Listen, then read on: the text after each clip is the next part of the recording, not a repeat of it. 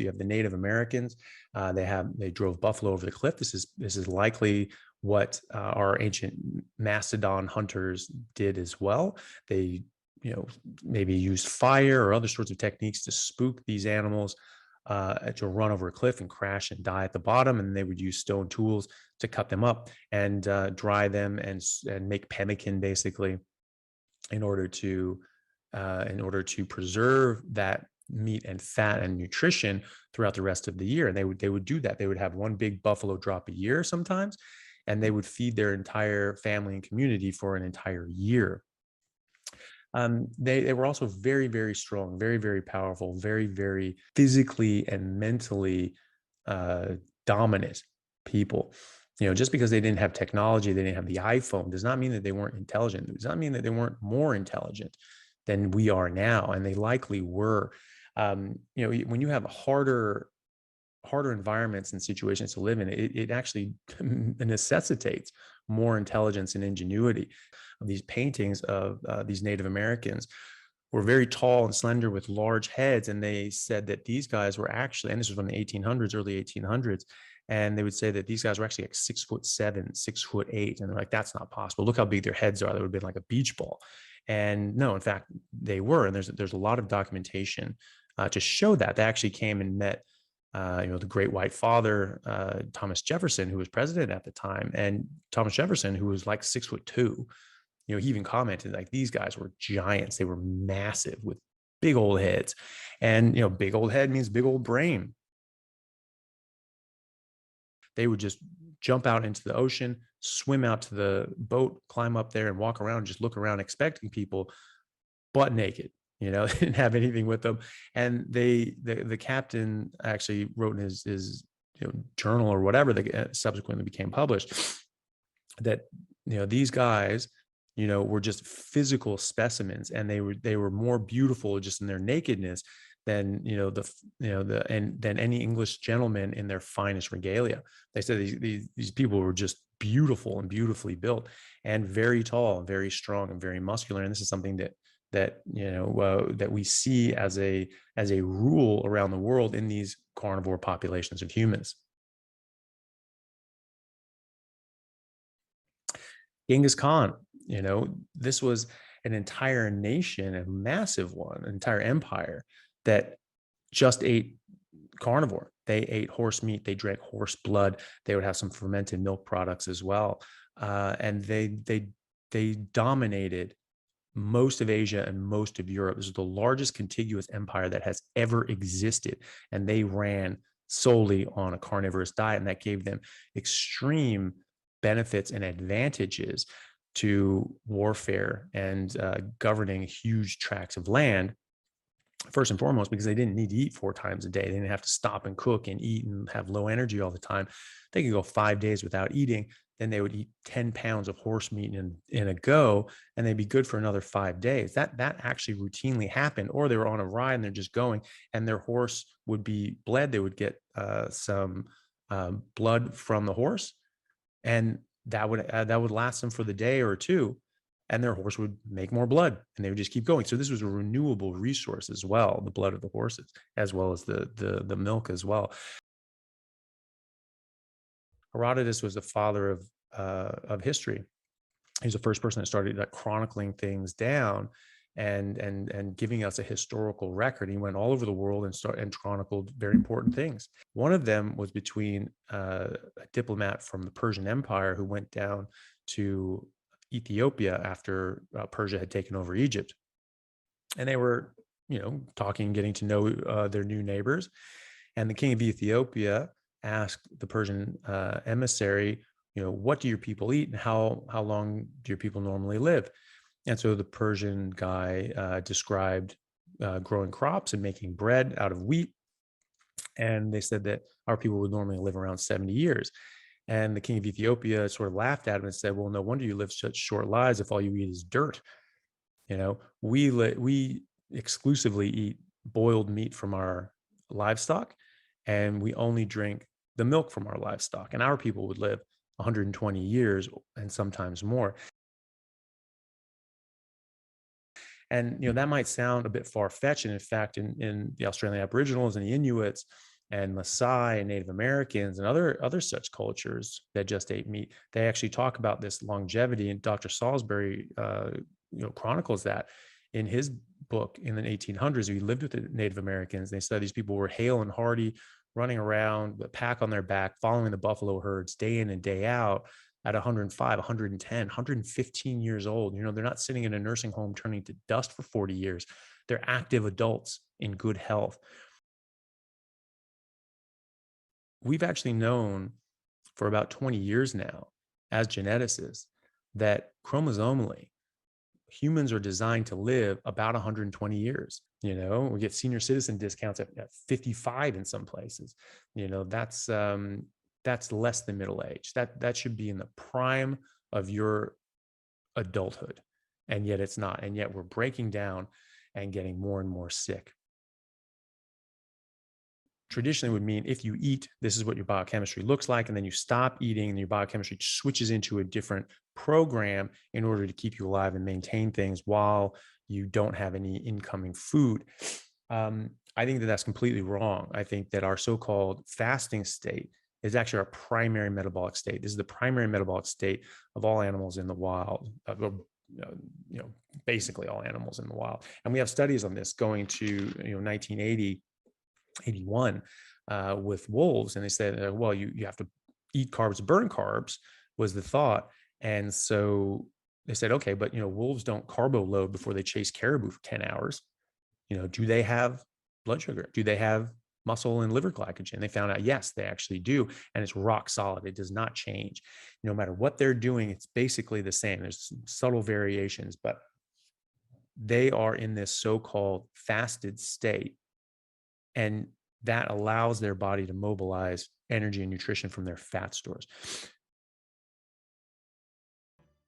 And that's our primary metabolic state as well. When you eat carbohydrates, it raises your insulin. Insulin basically shuts down your metabolism, and it slows your metabolism. Your basal metabolic rate drops on average by 300 kilocalories a day. You cannot just look at them as a caloric source, because that is not what they are. They fundamentally change your body.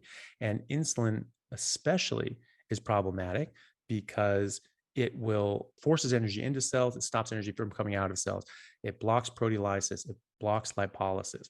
And so without lipolysis, you cannot break down your fat stores to make energy, to go through gluconeogenesis and make blood sugar and glycogen, and to make ketones to run your body and your brain. So you shut down that whole process. But it also does something more insidious, which it blocks a hormone called leptin, which is secreted from your fat stores and tells your brain how much energy you have. And it's like a running gas gauge on how much energy your body has. And so your brain looks at that and goes, oh, we got plenty of energy. We don't need to eat. Or it gets blocked by insulin and fructose, by the way. And now your brain can't see its leptin. It thinks you're starving to death. And now your blood sugar is dropping because your insulin's up, which forces your blood sugar to go down. And your brain sends out a panic signal that says, if you don't eat now, you will die. And so this is why multiple times a day, people think that they're dying and they need to eat constant amounts of food.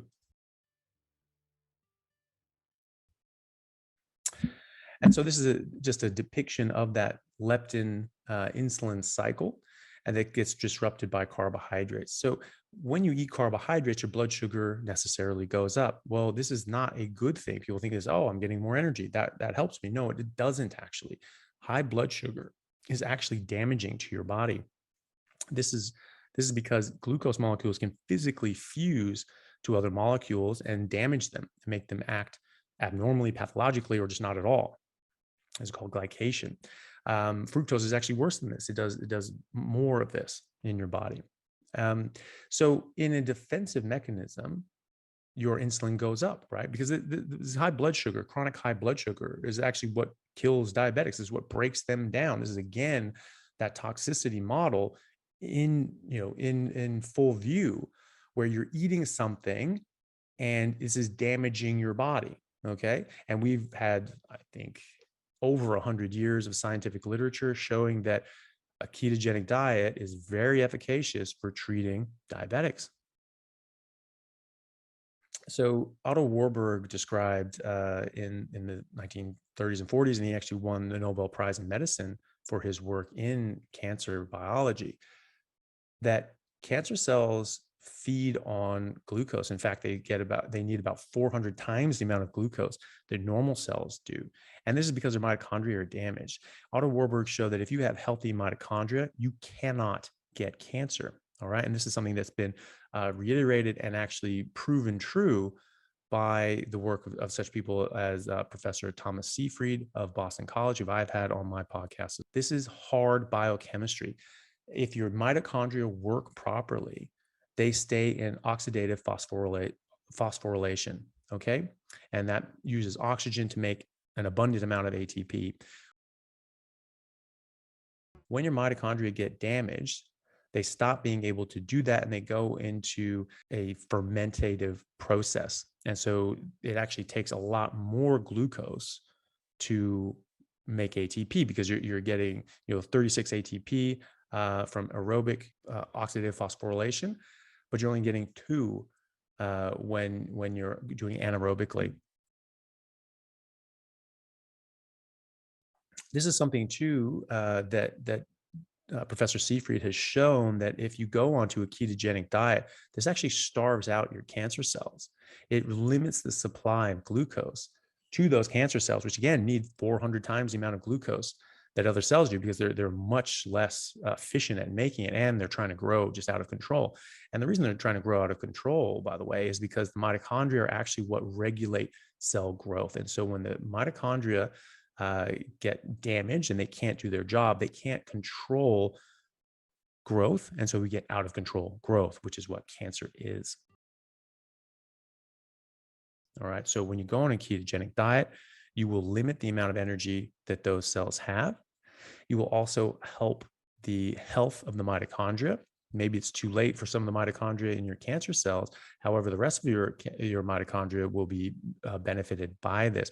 There are multiple studies showing that the respiration rate and efficacy of and health of the mitochondria in your cells when on a ketogenic diet, when in ketosis, is 4 times that of normal people on a carbohydrate inclusive diet.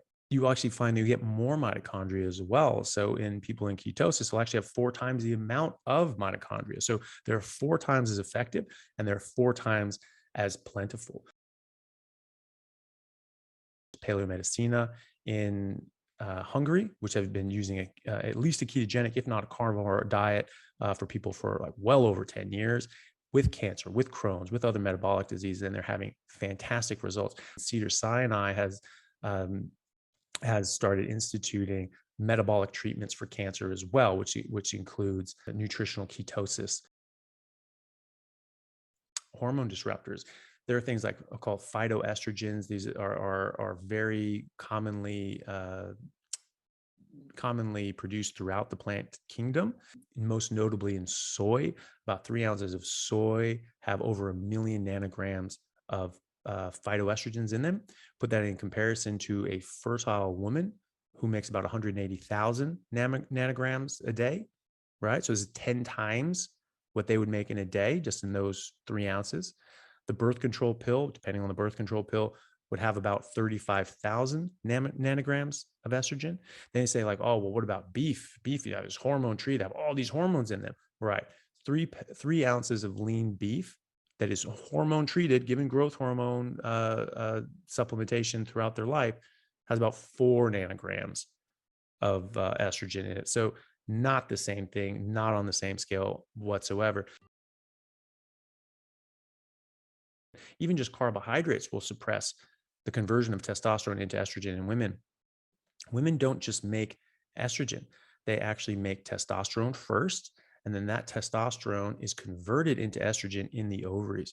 But high insulin levels will actually block that conversion. So just that high insulin is actually causing harm throughout your body. It's blocking leptin, it's blocking conversion of your hormones, it's doing a lot of damage throughout your body. So that's, again, another way that we can tell that that's not our normal biochemical state, because we're actually screwing up our biochemistry.